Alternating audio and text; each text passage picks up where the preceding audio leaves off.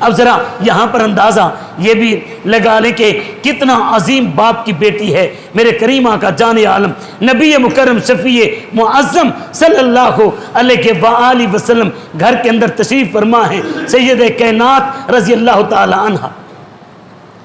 میرے پاک نبی صلی اللہ علیہ وسلم نے، ویسے اللہ پاک کی تقسیم ہے، حضور صلی اللہ علیہ وسلم نے آپ کی 9 گھر والیاں تھیں، یا بعض روایت کے مطابق 11 گھر والیاں تھیں، ہر گھر والی کو ایک الگ حجرہ دیا تھا، لیکن سیدہ عائشہ صدیقہ رضی اللہ تعالی عنہ کو جو حجرہ دیا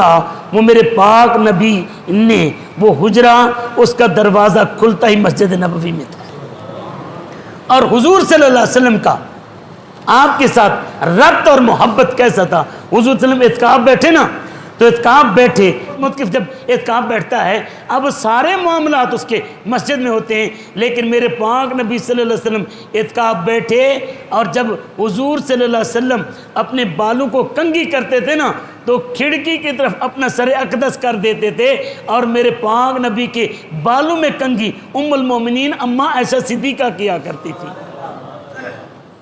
حضور صلی اللہ علیہ وآلہ وسلم میرے پاک نبی صلی اللہ علیہ وسلم کی بارگاہ میں ام المومنین اماں عائشہ صدیقہ عرض کرتے ہیں، یا رسول اللہ صلی اللہ علیہ وسلم مہربانی فرمائیں، ایک دعا تو فرما دیں، ایک کرم نوازی تو کر دیں۔ میرے پاک نبی فرماتے ہیں، عائشہ کیا ہے، سونیا اتنا کرم نوازی کر دو کہ جس طرح میں آپ کی دنیا میں گھر والی ہوں، اللہ اسی طرح جنت میں مجھے آپ کے ساتھ رکھے۔